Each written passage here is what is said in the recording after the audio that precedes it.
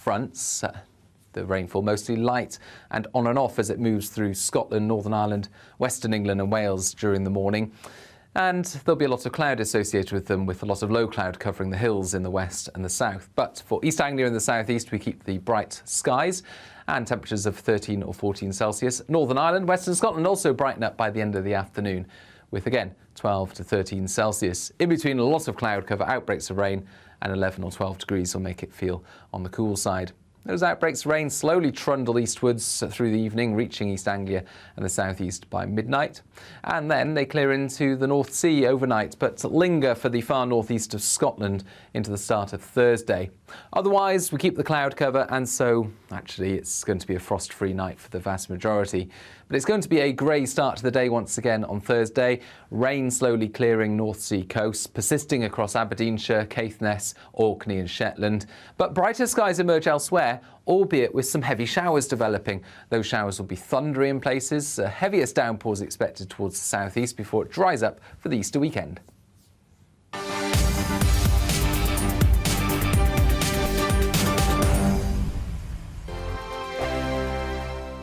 Monday to Thursday nights on GB News. At 6, it's Dewbs & Co. 7 o'clock, Farage. At 8, join Jacob Rees-Mogg. And at 9, Dan Wootton Tonight, followed by headliners on TV, radio and online. This is GB News.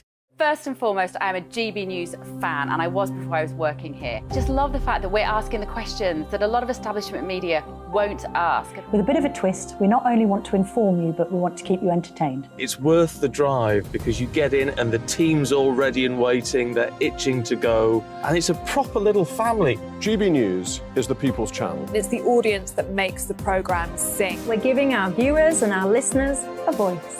I see the thousands of your letters, tweets, emails, you name it, coming in. Britain is broken. How on earth did we get into this mess? But more importantly, how do we get out of it? The establishment had their chance. Now we're here to represent you. It's time for something different. It's time for GB News. I'm very patriotic. I believe in Britain. Our best days lie ahead. Britain's watching. Britain's watching. Join us here on GB News. The people's channel. Britain's news channel. Join me, Patrick Christie's, Monday to Friday, 3 till 6. We tackle the day's news agenda like you've never seen before. It's high tempo, high octane, the most controversial topics, and the best guests. You will not be able to take your eyes and ears off it. I'm not afraid to ask the questions that you really want answered. 3 till 6 p.m, Monday to Friday on GB News, the People's Channel, Britain's news channel. GB News has its own late-night paper preview show, Headliners, where comedians take you through the next day's top news stories. You don't have to bother reading the newspaper, we've got it covered for you. Headliners, every night at 11 p.m, and repeated every morning at 5 a.m. We won't send you to sleep like some of the other paper review shows out there. GB News, the People's Channel, Britain's news channel. Join me, Camilla Tominey, on Sunday mornings from 9:30, taking the politicians to task and breaking out of SW1 to see how their decisions are affecting you across the UK. Bursting the Westminster bubble every Sunday morning, only on GB News, the People's Channel. Britain's watching. I'm Michael Portillo. Join me on GB News on a Sunday morning for topical discussion, debate, arts and culture, and sometimes even some ethical dilemmas. I don't always agree with you, Michael. Michael Portillo, Sundays on GB News, the People's Channel, Britain's news channel. I'm Andrew Doyle. Join me at 7 o'clock every Sunday night for Free Speech Nation, the show where I tackle the week's biggest stories in politics and current affairs with the help of my 2 comedian panellists and a variety of special guests. Free Speech Nation, Sunday nights from 7 on GB News, the People's Channel, Britain's news channel.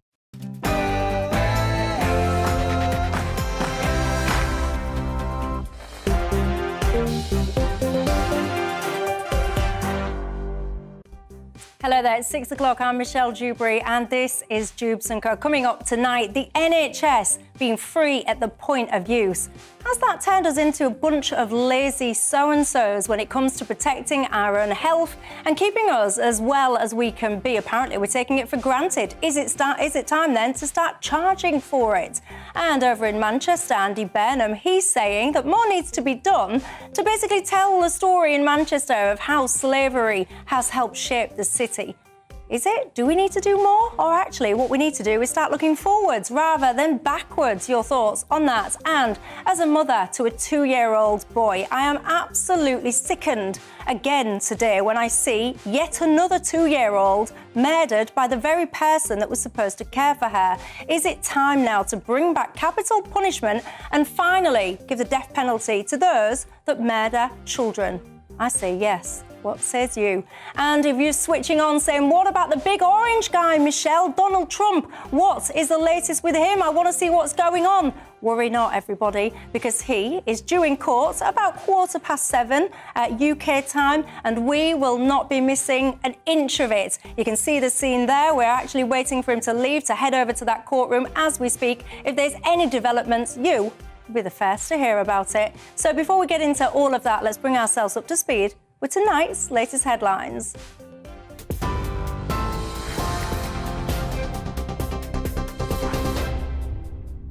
Michelle, thank you. Good evening. I'm Bethany Elsey with your top stories from the GB newsroom.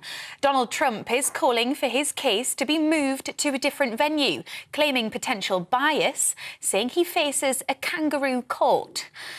These are live pictures from New York, where he'll become the first sitting or former US president to be charged with a criminal offence.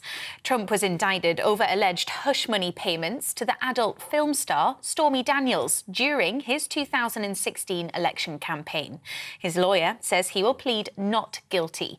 Well, actor and Trump activist Antonio Sabato Jr. told GB News this is a political attack on the American people. There's just a lot of lies in the world, and we have a man who speaks the truth, who loves the American people more than his own life, pretty much, who loves God, and who's fighting for us. So we're fighting with him. This is a joke. He'll be back home this afternoon in Florida where he belongs. Well, crowds of his supporters and those against him are gathering to see him appear in court. It's a historic day where finally somebody with so much power, the ex-president, is going to be arrested and hopefully held accountable for his crimes against women. And we hope that this is the first of his crimes, that he will be prosecuted, and that there will be all the rest of his crimes will be prosecuted as well. It's trying to take this misdemeanor, turn it into a felony, and now tie it in with the federal election crimes. And it's just, that's not what America is about. You don't make up new laws to target someone. I'm here because Trump needs to be held accountable for one of the many crimes he's committed. And I'm here in support of democracy because I think he's a threat to it. In other news, Finland has officially become the 31st member of the NATO military alliance.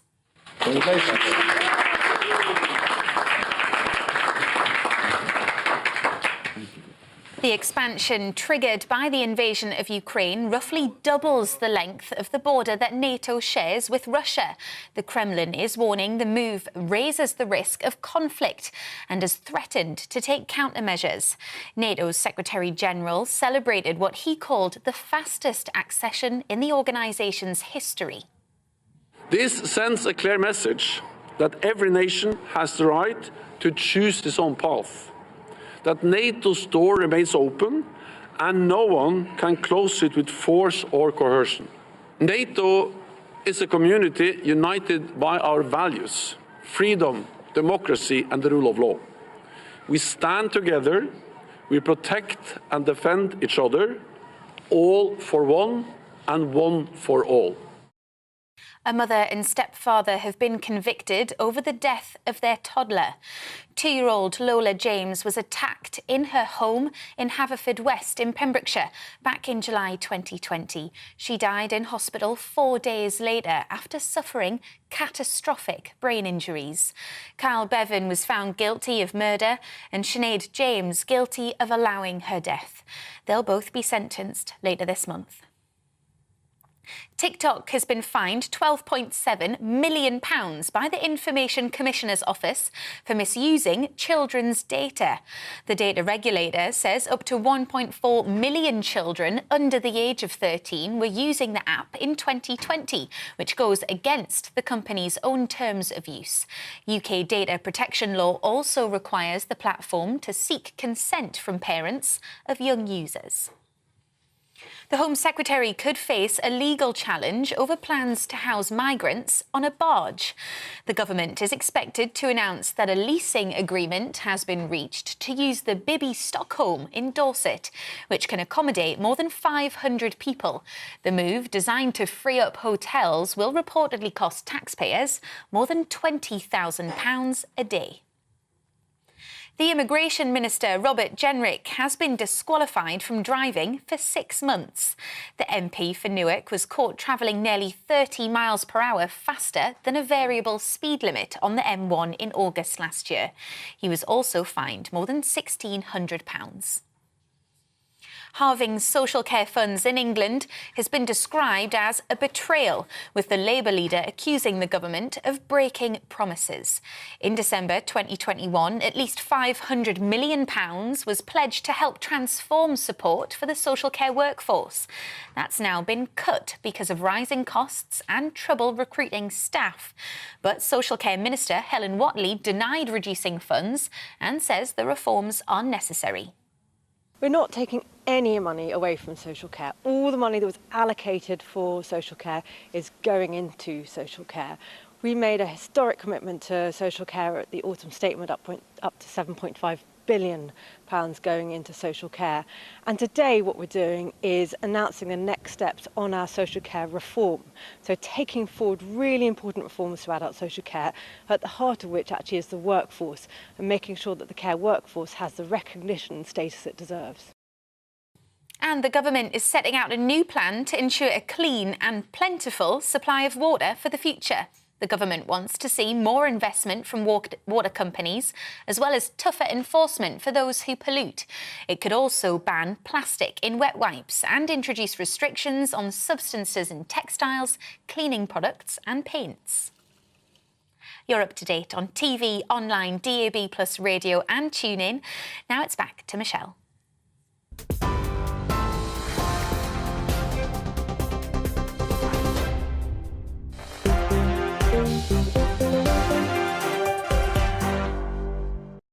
Thanks for that, Bethany. Well, I'm Michelle Dewberry and I'm keeping you company right through till 7 o'clock tonight. Alongside me, I've got Dominic Samuels, a political commentator, and James Schneider, the former advisor to Jeremy Corbyn. I want your thoughts tonight. Lots coming up on tonight's show. One of the things that's really got to me, I have to be honest, is yet another 2-year-old being killed by the person that was supposed to protect and care for them. I'm asking you, is it time to bring back the death penalty for child murderers? Steph has just been in touch with me.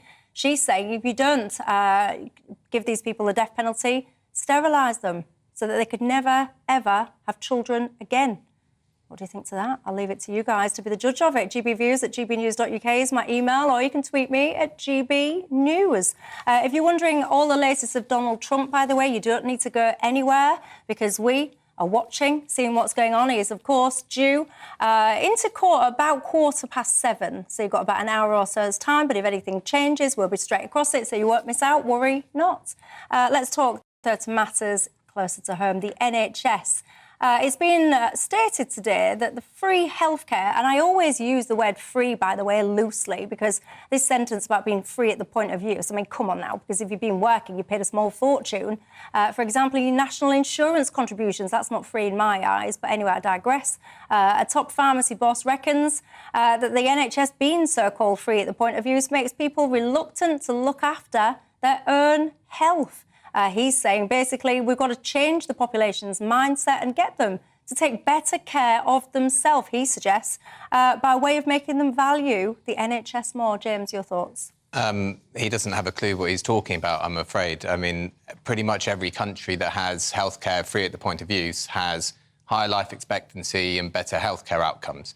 So, of course, people should take care of themselves and they can be encouraged to take care of themselves. But the way to not do it is to make healthcare expensive and unavailable to millions of people. Look at the difference between life expectancy in the US and the UK. The US is a richer country than here, but it's got much worse life expectancy, in large part because it's got such an awful health system. So I don't think we should be listening to a kind of private healthcare boss. We should be valuing the fact that we have healthcare as a human right. It's the most civilised thing in this country, and be working out how to expand it and improve it rather than dismantle it and claim that it's making us lazy when it's not. But isn't there an element of you that sits there and goes, actually, the NHS is hugely overstretched now, so we do need to start looking at what do we treat, what is it for, should it be absolutely everything for everyone, or should we be more selective? So, for example, if you want to drink yourself to Palookaville, if you want to eat yourself into oblivion, whatever, you can, but then you've got to accept some responsibility for your ailments that you create for yourself.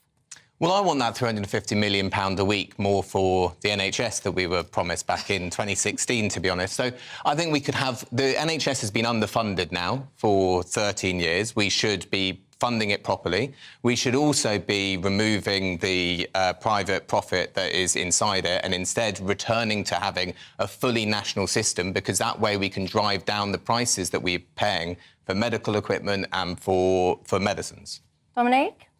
I think it's a much wider question, personally. I don't necessarily think it needs to be politicised in such a way. Whenever we actually have discussions about the NHS, it's always really centred on, you know, what the Tories are doing to it or what Labour would do if they were under control of the NHS. But I think really, logically, if you think about it, like you mentioned about, you know, smokers and people that are obese, if you know that you have free healthcare, you know, it's free at the point of use, you are, I think, less likely to take those sorts of considerations about your own health. And I think generally, on a societal level, I don't think we take enough responsibility for our own health. I think we look to the NHS to solve, you know, all of the country's problems. We look to large pharmaceutical companies to solve all of our health issues. And I really do believe it's created a culture of dependence. Whether or not this health chief means it in that way, I think is another question entirely. But I definitely think he has a point that I think we are a bit lazy when it comes to taking care of ourselves. And, you know, we look to government to solve all our problems, when in reality, no matter which government you had, they'd probably fall short. Yeah, and, you know, I think the challenge with your health is perhaps we all take it for granted as well. And then it's only when you do have a little bit of a challenge that then you start to think, maybe I should have done a little bit more to care for myself. By the way, I mentioned Donald Trump to you earlier on. I think there's a little bit of development. Look at that. We like a little bit of moving picture here. Can you see that convoy, everybody? Well, that is indeed Donald Trump. He is heading over to court.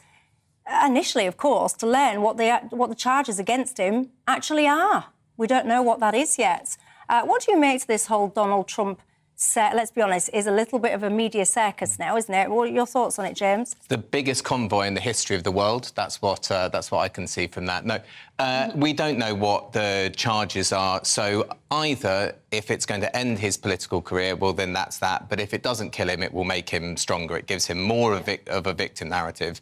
And I think, you know, this circus is going to now rumble on for, well, all the way to 2024 and then beyond, regardless of whether he wins or not. As far as I'm aware, it's regarding the Stormy Daniels payment during the election, something to do with that? Yeah, so, well, we don't really know the full list of charges that he's on the hook for at the moment. A lot of it is centring initially around the way that the payments to Stormy Daniels, something to do with reimbursing the lawyer, was accounted for, and whether or not that was all followed due process. I think there's rumoured to be about 30-odd charges against him. And I think, to be honest, I think a lot of people are threatened by Donald Trump. I think he very much disrupted the status quo. There's a lot of people across a lot of spectrums that don't want him anywhere near political office or political influence ever again. So, you know, to me, it has very much a sense of what can we pin on this guy? Like, now is our moment to shine. I bet he's a bit gutted, actually, as well, that he wasn't kind of hiked out in handcuffs as well, because I think those kind of images would have bolstered support for him, would have helped him. And you say, James, you know, we'll have to wait and see whether or not it'll be the end of his political career or what. Doubt it. I don't think it will. No, what doesn't kill him will make him stronger, for sure. Yeah, and you've seen huge groups of people out on the streets rallying for him. They really do back him, believe in him, and I suspect actually for a lot of people, what the charges are is absolutely irrelevant. They've made their mind up. They think it's a witch hunt. They think people are out to get him. Well, it's because there are some inconsistencies. So, for example, when his Mar-a-Lago residence was raided by the FBI, it was because he had official documents when he should have left them at the White House. And then it emerges that Biden had done exactly the same thing when he was vice president, and really there were the crickets about that. And then we're starting to find out about the January 6th so-called insurrection that Donald Trump apparently orchestrated. More information is coming out about that, about the actual people that entered the Capitol being actually guided and led through by Capitol Police. So, you know, to a lot of people, it is a witch hunt. I'm not sure it actually helps the Democrats because really a bigger threat would be Ron DeSantis, not Donald Trump. What do you make to Donald Trump at home? If you are a massive Trump fan, is there anything at all that could change your view? Is there anything that could come out on this so-called charge sheet that would make you think, oh, yeah, I used to be in for him, but no more? Or do you just think, actually, as I said earlier on, just a witch hunt now, and you're all just trying to get rid of him because of your own political gain? Your thoughts on all of that? Should we return, though, to matters closer to home? We're going to keep following that, so rest assured, if you're sitting there and you want to know what's going on, you're not going to miss it. We're not going to let that happen. Don't you worry about it. So shall I just quickly return for final words to the NHS story that we were just touching upon? Let me just ask you this. People that miss their appointments in the NHS, do you think they should be fined? Tenner? I think it's quite reasonable, really. No, because there's been these studies about how when you bring those things in, people miss them more. So there's this Israeli kindergarten experiment where they've brought in fines for parents who came to pick up their kids late from school. And when they brought in the fines, people were coming much later to pick up their kids because they're like, oh, it's free childcare for a tenner. So I don't think we should do that. I think when they text you and they say, tell us if you're going to miss it, if you this appointment costs the NHS 150 quid, that's way more effective way of making you either say, yes, I'm going, or no, I'm not going, because you feel some obligation to do it rather than, oh, it's a tenner. You know, I think there'll be people who then will just think, well, that's the cost of it for the NHS. I actually agree with that. You know, I when I heard about that charge, I always thought that it would actually make people not want to book an appointment in the first place because they'll be wrecked with anxiety about possibly being charged and not being able to afford it. Personally, I just want people that earn a lot of money to pay for their own healthcare and actually reserve it for people that can't afford it. Yeah, but you see, I have a bit of an issue with this because most people that are financially comfortable, they do have private healthcare, whether that's through their job or their own means or whatever. Then I would say, if you're paying for your own private healthcare, then get a discount on whether it's your national insurance contributions or what. Why should you have to pay twice? I think that makes sense as well. I think both can exist at once. I think our tax system can actually make more sense and our healthcare system can make more sense as well. For example, when, you know, personally for me, when I think about the super rich and, you know, and how I believe the tax system actually does benefit them more so than those that are in high-paying jobs but are not, they don't have passive income that actually generates most of their wealth. I think there's a distinction that needs to be made with regards to that. I always think that sort of the tax system really punishes those that work and don't have that privilege in the form of passive income. And I think that is what actually creates the inequality. So Time to tax wealth. I agree. Time to tax wealth. Focus on that, then, I mean... Tax wealth, fund the NHS. But we do tax the wealth. No, we don't. I mean, take capital gains tax and dividends tax. It's way lower than income tax. That's why Rishi Sunak pays a lower tax rate than all of us. Yes, but capital gain, as first and foremost, you're investing post-tax wealth. So more often than not, I don't know, you've earned your money whatever way, you've paid your income tax on it, now you've invested it, you've taken I'm not sure that Rishi Sunak's 1.5 million quid a year, which comes in very neatly in the last 3 tax years of capital gains, comes from this. You know, he's worked very hard and he's wisely invested it. He's got some money. He's passively earning income on it. He hasn't had to do any work to earn that income, and it's being taxed at a lower rate than what we're paying. This is the problem. Think that's unfair. This is what, and it doesn't have to be a left-right thing. In polling, the majority of Tory voters agree with this point, that wealth and income should be taxed at the same level. And in the 1980s, when Margaret Thatcher was Prime Minister, that was the case. See, I think that's an absolute nonsense. And the only people that have that view, if you ask me, are the people that haven't got any wealth.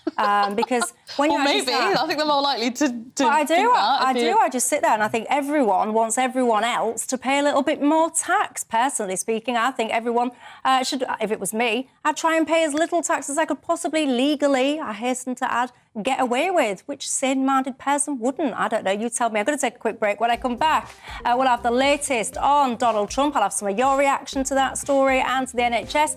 And I've got lots coming up. Should child murderers get the death penalty? And Manchester. Do we need to remind ourselves what slavery has contributed to the city? Or is it time to look to the future instead, rather than backwards? See you in 2.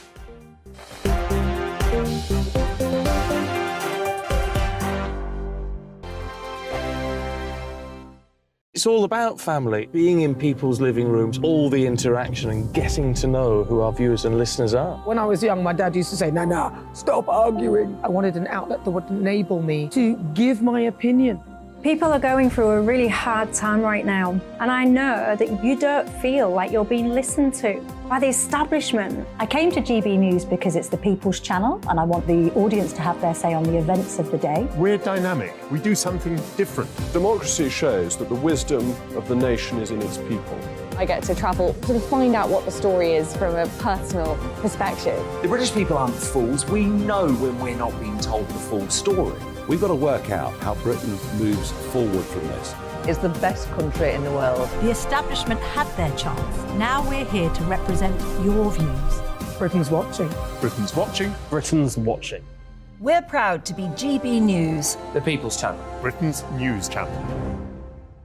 Hello, I'm Michelle Dewberry, and you can join me every weekday 6 till 7 on Dewbs and Co. You're an inspiration to us all. Click that bit up. Well, you are. That's my ringtone. My political ambitions those days are gone, I can tell you. She's only teasing. Go on. He's probably going to want to lay down now. I'll give him 2 minutes to have one. Let's respectfully disagree. That's what we like on Dewbs and Co. Come and join us. GB News, the People's Channel. Michelle Dewberry, weekday evenings at 6 o'clock.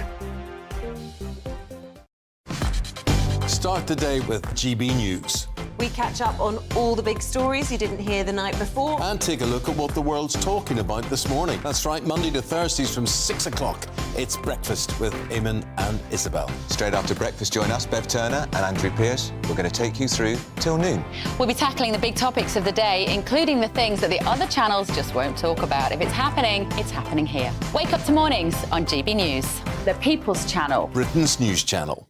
I'm Simon Evans. Join me on GB News for Headliners at 11 p.m. What's the scoop? I'll be joined by 2 of the country's top comedians. That's right. As we take a look at tomorrow's newspapers tonight. We're going to get into trouble. If it's a big story, we'll be covering it. Spill some tea on him. There we go. But we'll also have some fun. I wouldn't stick up a bank. My father didn't love me. So anyway, Headliners every night from 11 on GB News, the People's Channel, Britain's news channel. We've got a brand new lineup every Saturday night on GB News. From 6 p.m, I'll give you my unique take on the world today. Then at 7, it's me, Calvin Robinson, with my Common Sense Crusade. New to GB News is the Saturday 5. 5 times the opinion. Join us every Saturday from 8 p.m. as we debate the week's stories. With us 4, plus a special guest. And at 9, of course, it's Mark Dolan Tonight. Brand new Saturday nights on GB News, Britain's news channel.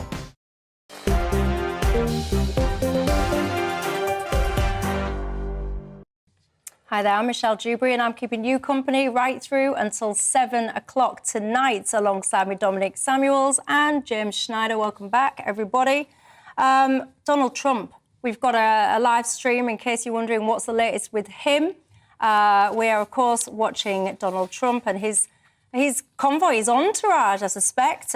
He's left Trump Tower and making his way into the court over in New York. We don't quite know what charges he is currently due to face. We rumour about 30. Of course, the well-known one is about the so-called hush money that was paid and whether or not that was properly accounted for or not. Let's remind ourselves this is the first time in US history that a former president will face criminal charges.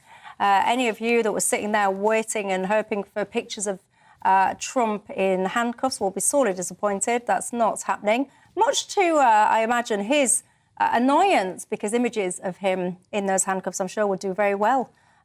Peter says the only thing that would stop me supporting Donald Trump, Michelle, would be if he became a Democrat. Owen says, why are you talking so much about Donald Trump?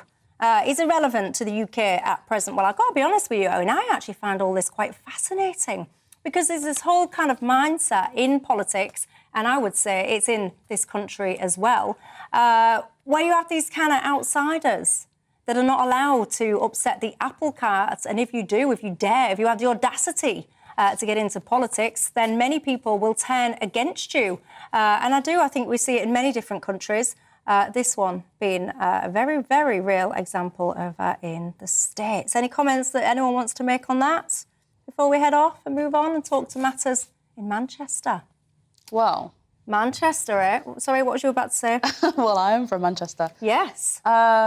But just about the relevancy of this, I think it is very relevant because if you think about when Donald Trump got elected, it sort of signalled, you could say, a populist right-wing turning point, I think, in the US, but also the UK with Brexit and that being characterised as sort of a populist thing. And if you actually reflect back on how both of those things are going, he's on his way to court, and many people feel like Brexit hasn't really been done. So, well, Debbie, one of my viewers says they're doing to Trump now what they've done to Boris. So you're bringing that situation closer to home. Tony says, I was indifferent about Donald Trump, but watching this whole political persecution, he calls it, and the witch hunt towards him, I'm now firmly a member of Team Trump. It's the Democrats, he says, behind this thing, which he calls now a witch hunt and a circus. Ted, you like to call yourself, actually, Terence. Ted says this is definitely a witch hunt. Democrats have been hounding Trump since the day he was elected. He, again, makes the link between Trump and Boris Johnson here. I'm not quite sure about that one. Do you not think? No, I just don't understand this whole Boris victimisation thing. The man put himself in that situation by letting rules be broken that he made, he created. He clearly didn't know that much about them, but it was all going on under his roof. So I think I genuinely am really nonplussed when it comes to this whole They're Boris both defence. quite funny anti-establishment figures as well. I mean, Well, he's not. No, I know, point. but, you know, Boris Johnson, Eton, Oxford, Bullingdon, firmly part of the establishment. You know, Donald Trump's a billionaire with a big, you know, TV empire and reality TV show and all the rest of it.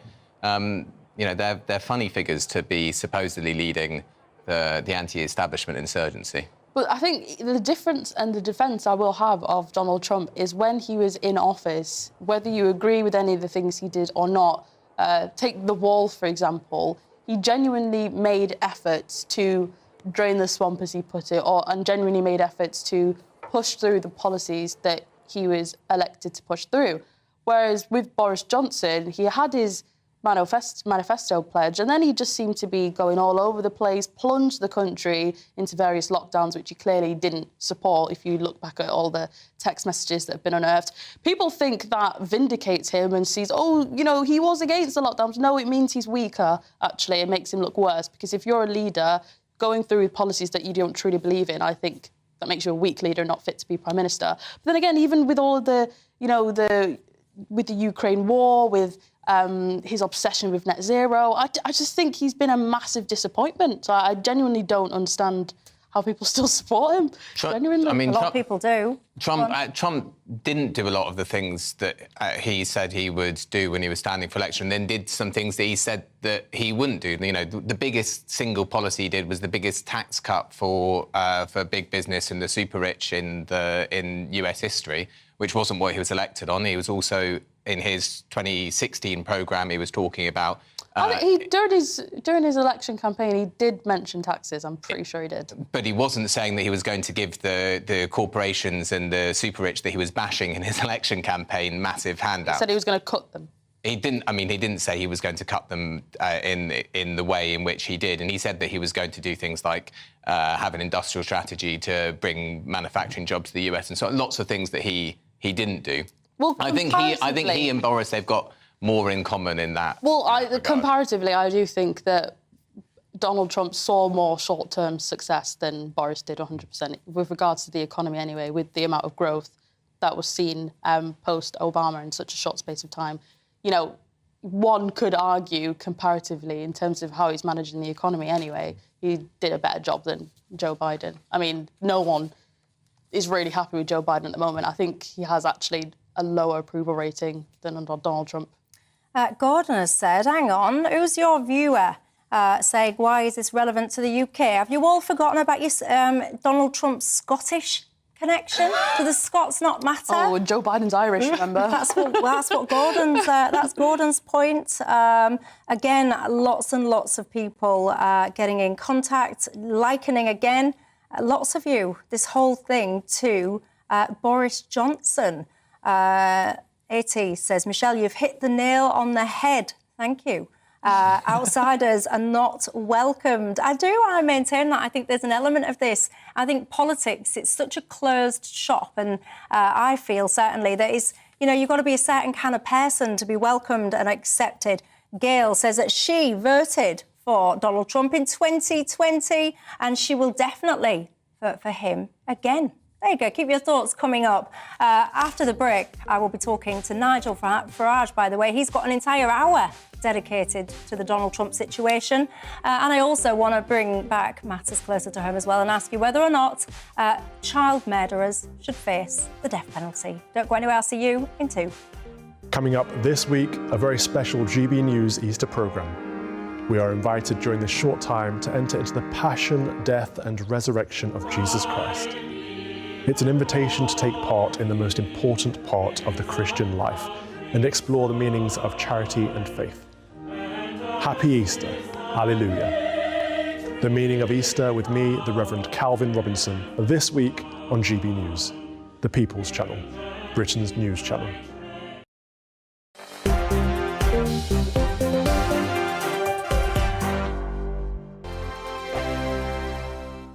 I joined GB News because I was sick and tired of not hearing my views being represented, not just mine, but so many people that I knew and spoke to. I just couldn't get my voice out there. I couldn't say anything. I couldn't do anything. Whatever the narrative was, I kind of had to follow it. GB News is there to provide a voice for those who have been ignored by the establishment media. We think different things, we've got a different style. GB News is here to be optimistic and positive about the future. It's real kind of dynamic and flowing, with the audience very much at the heart of it, like a big family. Here at GB News, we talk about the things that matter to you. Hearing the voices from right across our towns and cities, especially our towns. All sides of the argument represented with a heavy dose of opinion. We're on a mission here to make a difference. And the GB News family really is here for you, and whatever time of day you can watch or listen. Britain's watching. Britain's watching. We're proud to be GB News, the People's Channel, Britain's news channel. Westminster is going around in ever-decreasing circles, followed by the media. Britain is broken. How on earth did we get into this mess? But more importantly, how do we get out of it? Join me at 7 p.m, Mondays to Thursdays on Farage, here on GB News. We will have open, rational debate. We've got to work out how Britain moves forward from this. Join us here on GB News, the People's Channel. Britain is watching. You've probably seen politicians interviewed 1,000 times, but we do it differently. We find out who they really are, we don't shout, we chat, and hopefully we bring a bit of light, not just heat. Did you know Kate Moss? Apparently. Do you have a pair of jeans or a pair of jeans? No, of course I don't. What would I do with them? My friends are like, oh my God, what's she doing now? Join me every Sunday at 6 for Gloria Meets, only on GB News, the People's Channel, Britain's news channel. I'm Jacob Rees-Mogg, the Member of Parliament for North East Somerset and a former government minister. For years, I've walked the corridors of power in both Westminster and the City of London. I campaigned in the largest democratic vote in our island story. I know this country has so much to be proud of. We need to have the arguments, the discussions on how we make it better. The wisdom of the nation is in its people. Vox Populi, Vox Dei. That's why I'm joining the People's Channel. Join me Monday to Thursday at 8 p.m. on GB News, Britain's news channel. I'm Mark White. As GB News Home and Security Editor, I cover those key issues that are so important to you. Our authorities, our communities doing all they can to combat violent crime. With the public services under unbearable strain, why are we still failing to control our borders? Defence, the first priority of any government, has been continually hollowed out. Can we trust our politicians to protect the armed forces? Join me, Mark White, on GB News.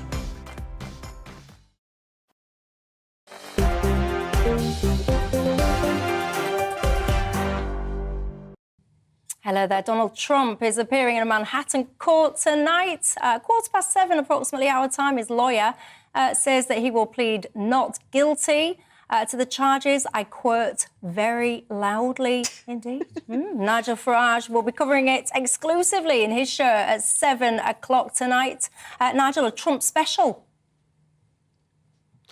Absolutely. Don't underestimate this. This is a moment of historical significance. Never before has this been done to a former president. You know, in the past, when they've been found guilty of campaign misreporting, they've received fines.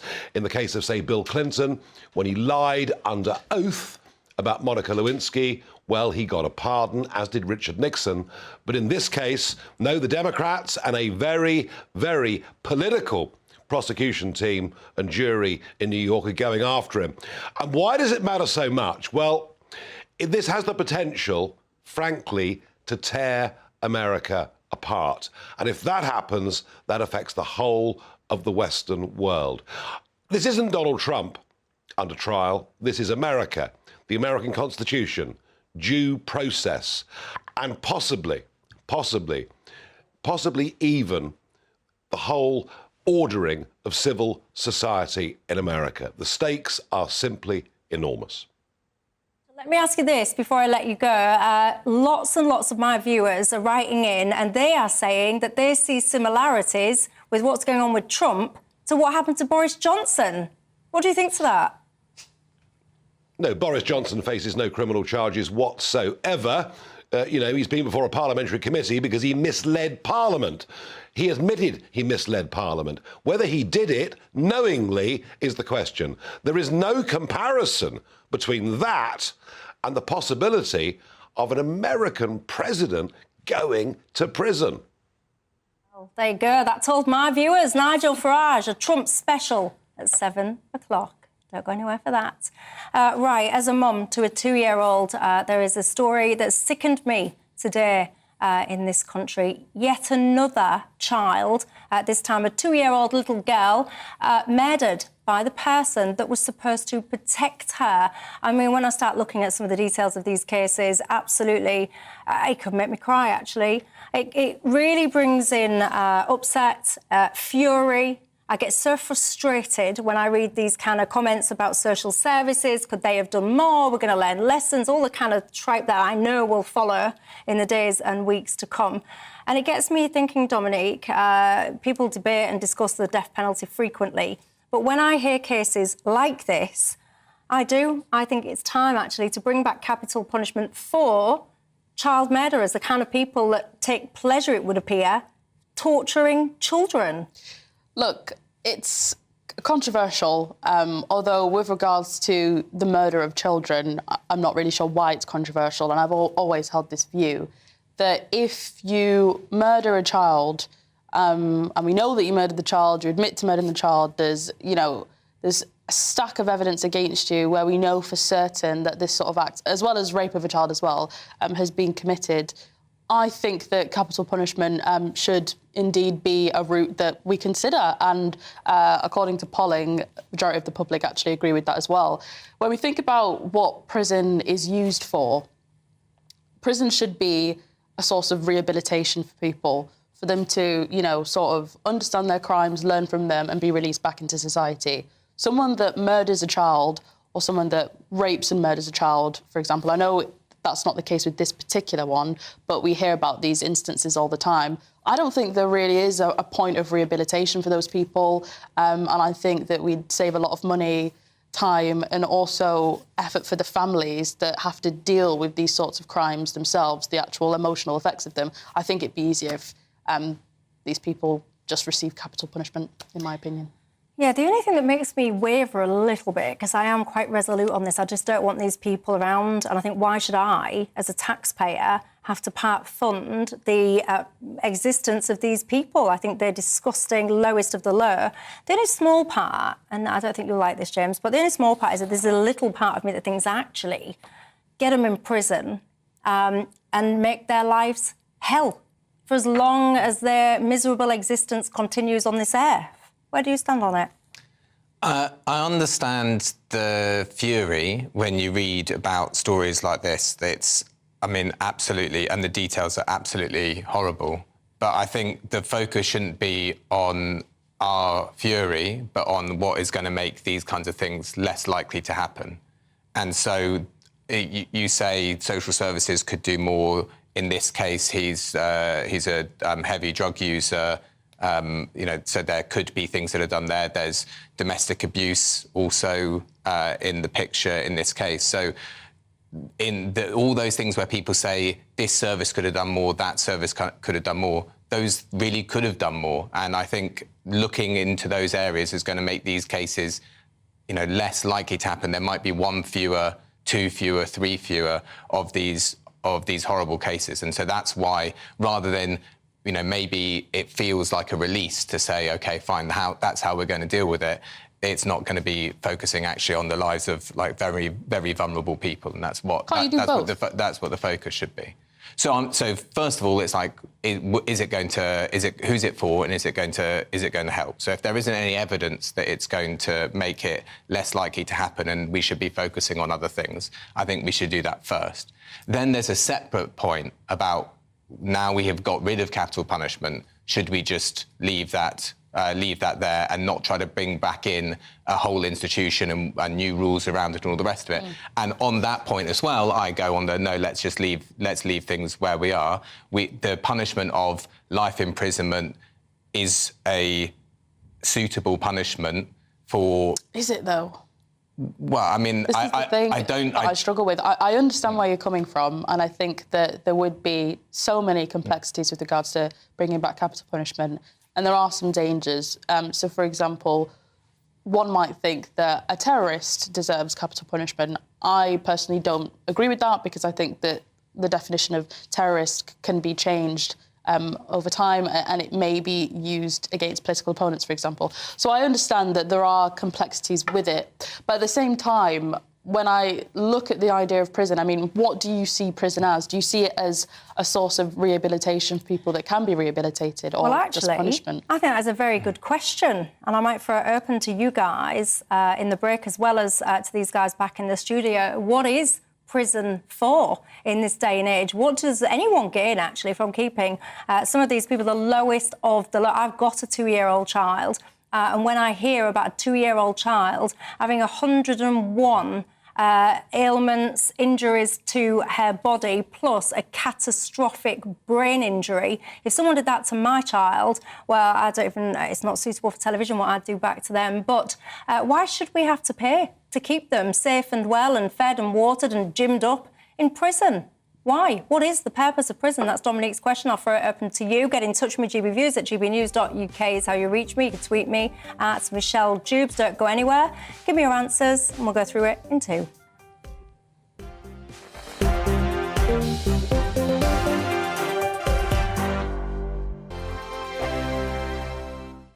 Monday to Thursday nights on GB News. At 6, it's Dewbs & Co. 7 o'clock, Farage. At 8, join Jacob Rees-Mogg. And at 9, Dan Wootton Tonight, followed by headliners on TV, radio and online. This is GB News. First and foremost, I'm a GB News fan, and I was before I was working here. Just love the fact that we're asking the questions that a lot of establishment media won't ask. With a bit of a twist, we not only want to inform you, but we want to keep you entertained. It's worth the drive, because you get in and the team's all ready and waiting, they're itching to go, and it's a proper little family. GB News is the people's channel. It's the audience that makes the programme sing. We're giving our viewers and our listeners a voice. I see the thousands of your letters, tweets, emails, you name it, coming in. Britain is broken. How on earth did we get into this mess? But more importantly, how do we get out of it? The establishment had their chance. Now we're here to represent you. It's time for something different. It's time for GB News. I'm very patriotic. I believe in Britain. Our best days lie ahead. Britain's watching. Britain's watching. Join us here on GB News. The People's Channel. Britain's news channel. Join me, Patrick Christie's, Monday to Friday, 3 till 6. We tackle the day's news agenda like you've never seen before. It's high tempo, high octane, the most controversial topics, and the best guests. You will not be able to take your eyes and ears off it. I'm not afraid to ask the questions that you really want answered. 3 till 6 p.m, Monday to Friday on GB News, the People's Channel, Britain's news channel. GB News has its own late-night paper preview show, Headliners, where comedians take you through the next day's top news stories. You don't have to bother reading the newspaper, we've got it covered for you. Headliners, every night at 11 p.m, and repeated every morning at 5 a.m. We won't send you to sleep like some of the other paper review shows out there. GB News, the People's Channel, Britain's news channel. Join me, Camilla Tominey, on Sunday mornings from 9:30, taking the politicians to task and breaking out of SW1 to see how their decisions are affecting you across the UK. Bursting the Westminster bubble every Sunday morning, only on GB News, the People's Channel. Britain's watching. I'm Michael Portillo. Join me on GB News on a Sunday morning for topical discussion, debate, arts and culture, and sometimes even ethical dilemmas. I don't always agree with you, Michael. Michael Portillo, Sundays on GB News, the People's Channel, Britain's news channel. I'm Andrew Doyle. Join me at 7 o'clock every Sunday night for Free Speech Nation, the show where I tackle the week's biggest stories in politics and current affairs with the help of my 2 comedian panellists and a variety of special guests. Free Speech Nation, Sunday nights from 7 on GB News, the People's Channel, Britain's news channel.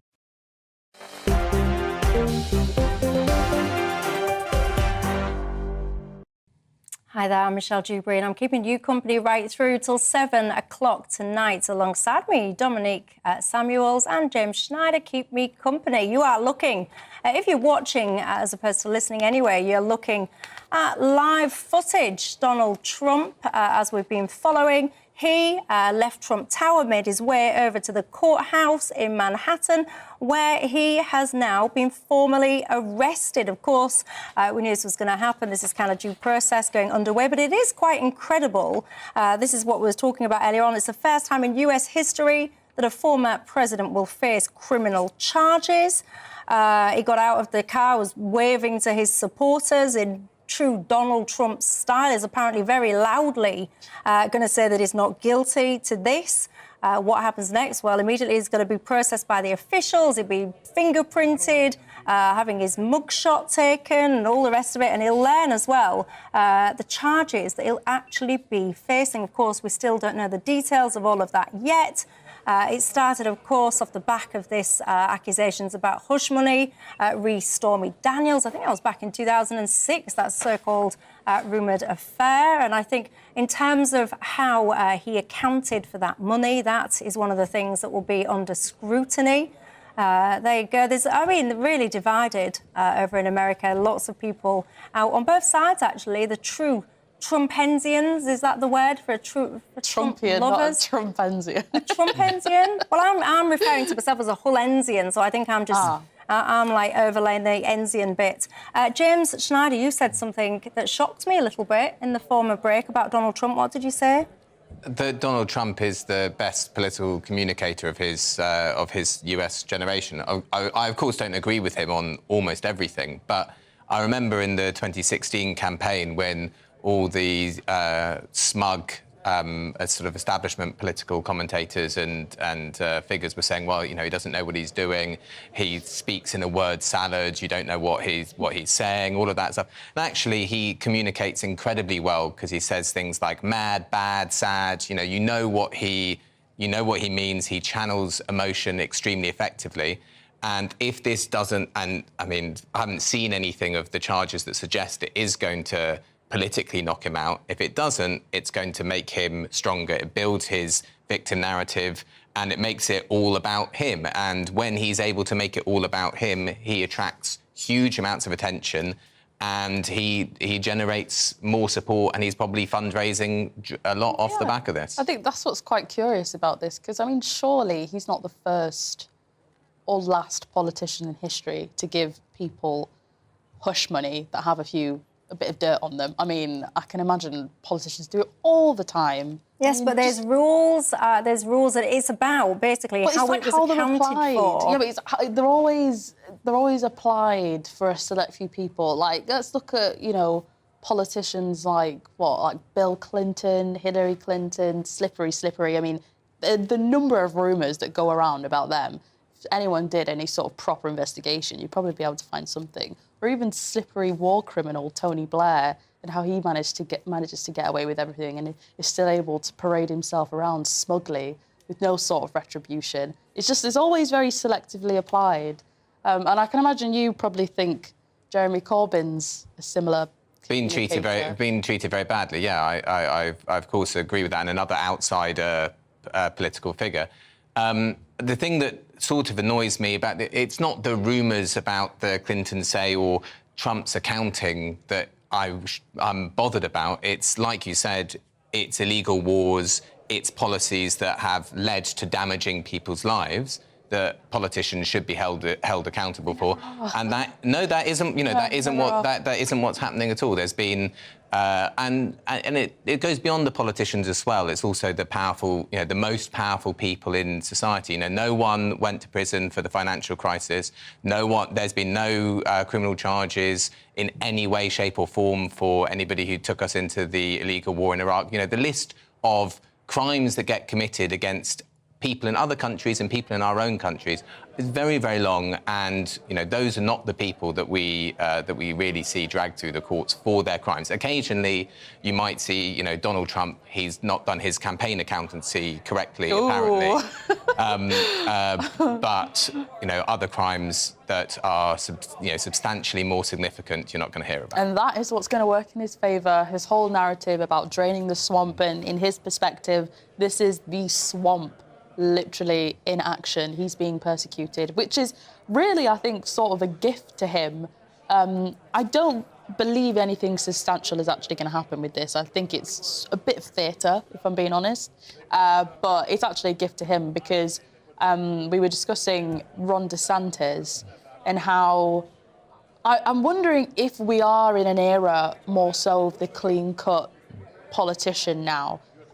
Just look at, like, Rishi Sunak compared to Boris Johnson. I mean, I can't stand the man, but in terms of his communication, there's clearly something that happened there where he was able to communicate with people, especially those that were working class, like in the Red Wall, for example. And then, you know, go back to Rishi Sunak. He's like the exact opposite. And then go to Ron DeSantis. He is more of the sort of polished politician. And I'm wondering if sort of the era of Donald Trump's style of communication is maybe over. I think even with regards to Jeremy Corbyn, like, he was less polished than Keir Starmer, for example, who is probably going to win the next general election. By default, because the Tories have imploded and everyone is worse off than they were when the Tories came to power, and they've been in for a very long time. You know, there's been a whole... Because Keir Starmer's now been leader for 3 years, so they've done polling on how he's doing, and Labour's big poll lead that they have is not because people go, oh, you know, he's this wonderful, polished, charismatic, exciting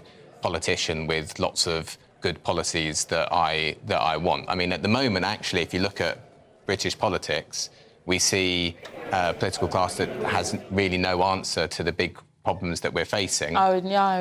And so it's a kind of parade of pygmies. You know, we don't have, you know, we don't have good leadership. But maybe that's actually what works now, because we're all so disaffected. We're all so bored, really. I think a lot of us have political fatigue, especially after the politics of the pandemic, really, and how that all played out and how it affected people's lives. Maybe, you know, the fatigue that we have actually with politics and with voting actually works in their favour. People like Keir Starmer, people like Rishi Sunak. And maybe people like Ron DeSantis, although You like him, don't you? I do. No, there's something I like about him. It's coming through. If you're just joining us, you're wondering what on earth is going on. Donald Trump, as you know, he left Trump Tower. He's made his way over to the courthouse where he's now arrived. He's been formally arrested.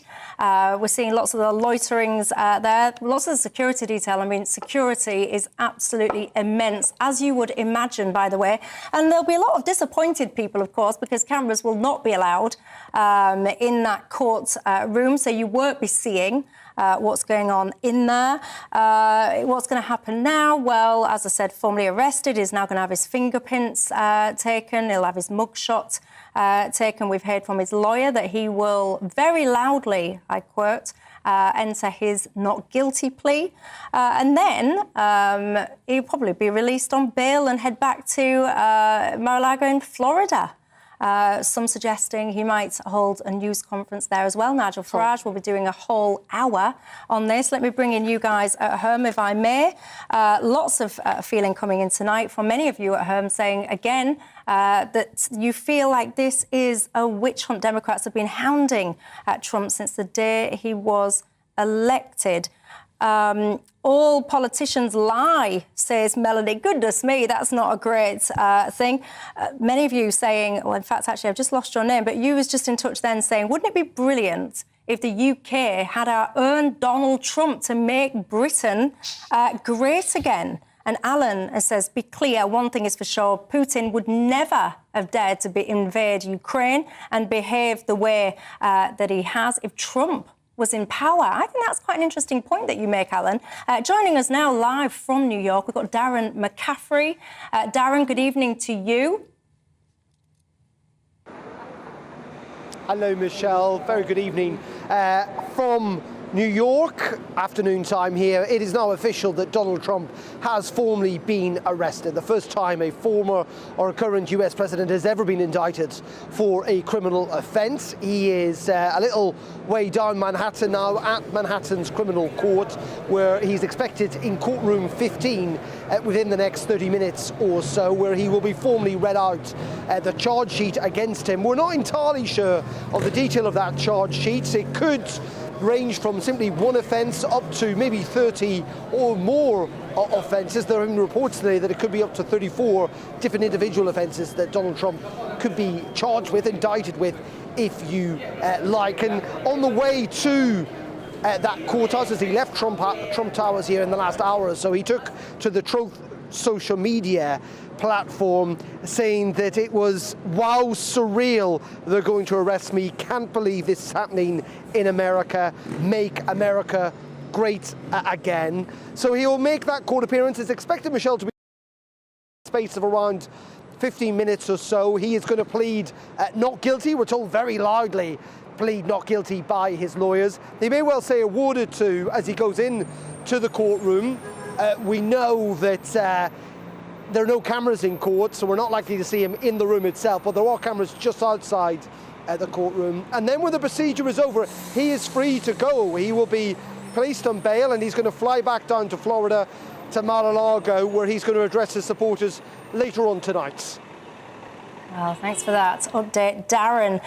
Lots and lots of you. Still, that whole witch hunt mentality is coming through thick and fast. Donald Trump Jr., by the way, I was looking at his tweet a second ago. He tweeted earlier on today, my father, President Trump, is expected to be arraigned at 2:15 today. Sign the petition to defend the Constitution and stop the political persecution of President Trump and the other political persecutions that this will open the door for in the future.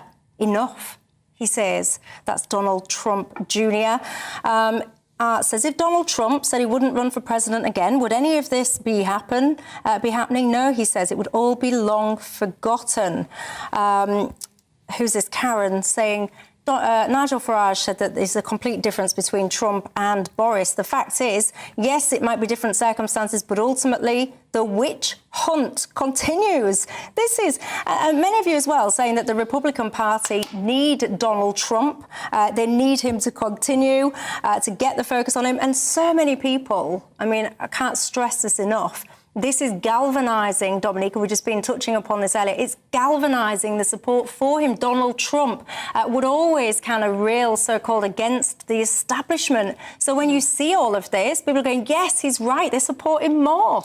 And it also, going back to sort of what started this whole thing in the first place, which was the so-called insurrection at the Capitol after the last election, where Donald Trump actually denied that he had lost. It does bring people back to that, and it makes people think, I mean, was the election genuine? Why are they so desperate to have him silenced? It just helps him. Well, I'll tell you who is about to be silenced. Me. Look at the time. It flies. Dominique and James, thank you. Donald Trump trumped my agenda tonight, so he did. So we'll have to pick up on some of those topics another day. But for now, Nigel Farage, I shall hand you over to. He has got a programme exclusively devoted to the goings-on of Donald Trump. Do not go anywhere.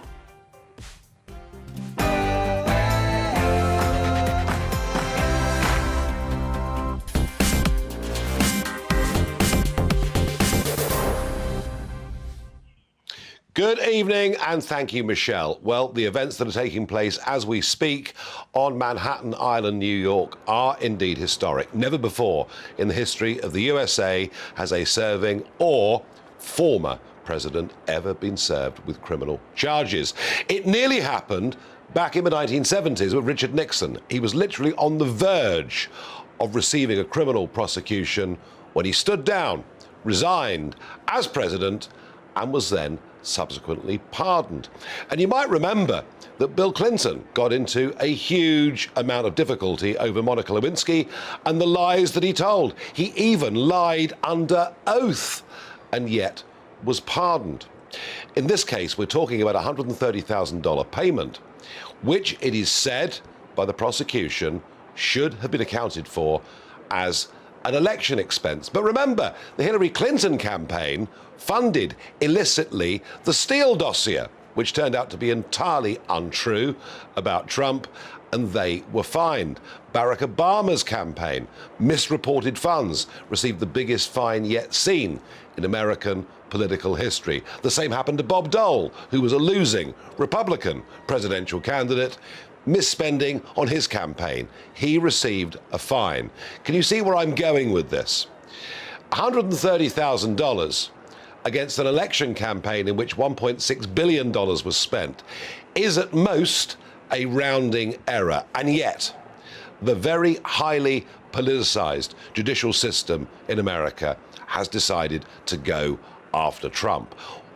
Why they didn't do this back in 2017, 2018 is anybody's guess. Well, you know what it is. They will do anything to stop him running in 2024. They fear, of course, that he might win again. They suffer with Trump derangement syndrome. They literally hate him so much they can't be objective in what they're doing. Now, what we understand will happen at exactly 7:15 UK time, what we understand will happen is he'll be presented with the charges. We understand there'll be up to 30 charges, separate charges, but around this series of payments that were made to the porn actress Stormy Daniels. Trump is expected to plead not guilty to all of them. But think of it like this. This isn't Donald Trump that's on trial. This is due process that's on trial. This is the American Constitution that is on trial. It's America that is on trial. And there are rumours that the judge may even, because these events won't be televised, there are rumours that the judge may even put a gagging order on Trump, or a partial gagging order on Trump, which would mean that after the hearing, when he's free to go, and he's due to fly back down to Palm Beach and give a speech at 1:15 a.m. UK time at Mar-a-Lago.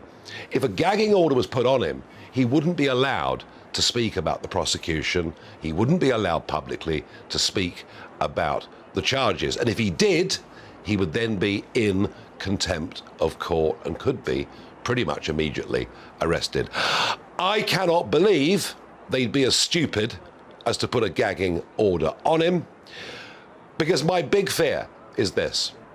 If you lose faith in your judicial system, If you lose faith in your democratic system, then people get pushed to using means that are outside the norms of peaceful democratic conduct. And that is actually how serious I believe this whole thing is. I worry that if tens of millions of Americans lose faith in the whole process, I worry what the outcome could be for America, for the Western world, and for all of us. Well, let's go live to Manhattan and let's join GB News' political editor, Darren McCaffrey, who is there. Darren, from what I could see on the footage, the motorcade that left Trump Tower has peacefully and without incident arrived at the courthouse. Yeah, indeed. Good afternoon, Nigel, live from, as you say, New York.